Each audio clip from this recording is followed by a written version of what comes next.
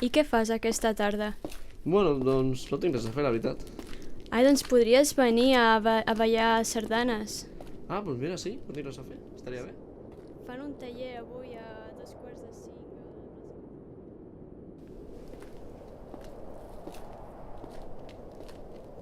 Hola, Neo i Trinitat. Segurament no us heu adonat, però això és una simulació. Però qui sou? Som en Morfeu I la Montse. En aquesta simulació, tothom parla català, perquè l'idioma va ser imposat i el vam aconseguir mantenir. En canvi, al món real, el català s'ha extingit i ningú mai no el parla. Si voleu sortir de la simulació i veure el món real, us haureu de menjar aquest tros de pernil. En canvi, si us voleu quedar aquí, us haureu de menjar aquest tros de fuet. Si això no és real, jo no vull viure aquí. Jo tampoc.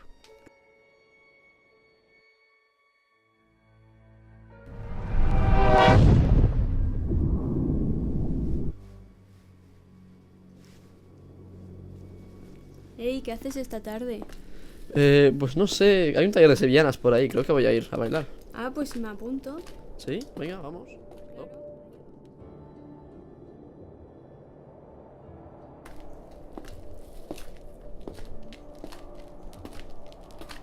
Estem a l'any 2035. El català ha desaparegut. Fa anys que ja estava en perill. Els parlants de català baixaven en un 1% en cada any, però la inacció dels catalanoparlants i dels polítics va provocar la mort de la llengua. Entre els joves no es parlava català. Per exemple, l'any 2025 es va registrar un percentatge de només el 14% de joves que parlaven català a Catalunya a la seva vida quotidiana. Però si totes les classes que ens donaven a l'institut les fèiem en català, totes menys la matèria de castellà. Com és possible que es deixi de parlar? Els joves van deixar-ho de parlar al carrer. Les famílies no ho van ensenyar als seus fills, ja que no ho veien necessari, perquè es parlava el castellà, que nos entendemos todos. Hi ha uns agents que es dediquen a fer que ningú recordi la llengua catalana. Els agents francos.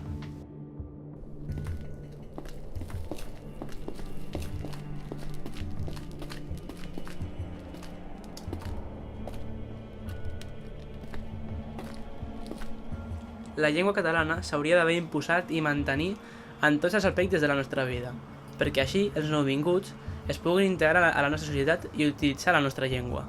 Esto no es verdad, la lengua era muy hablada, de hecho casi todos los institutos de Cataluña forzaban a hablar catalán.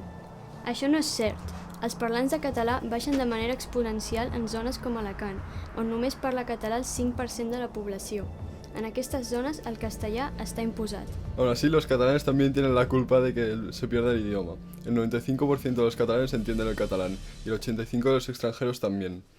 En cambio, el 80,1% de las veces cambian el idioma cuando creen que el otro habla castellano. El 43,5% cambian de idioma por educación o respeto. Pero esto es poco respetuoso y discriminador. Hacemos suposiciones sobre la gente por el aspecto y además no les permitimos aprender la lengua. Además, el 16,3% cambia de idioma por miedo a no ser entendidos. Això és perquè cada vegada hi ha hagut més migració des d'Espanya i d'altres països que no han volgut aprendre el català. Això passa ja que no hem parlat als immigrants en català, donant per suposat que no ho saben parlar. Per això no ho han après. L'estigma associat a parlar català és major cada any i fa que els catalans se sentin acomplexats de la seva llengua i que pensin que molesten parlant-la.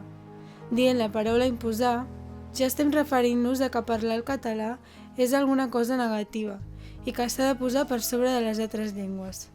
El català és l'idioma de Catalunya i és el castellà el que està imposat.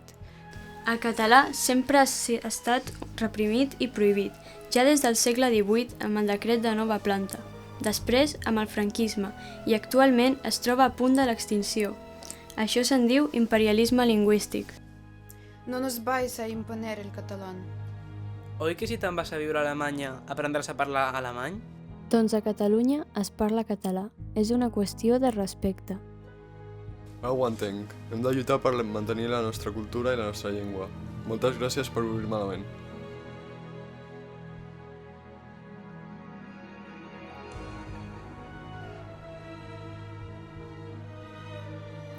English is next!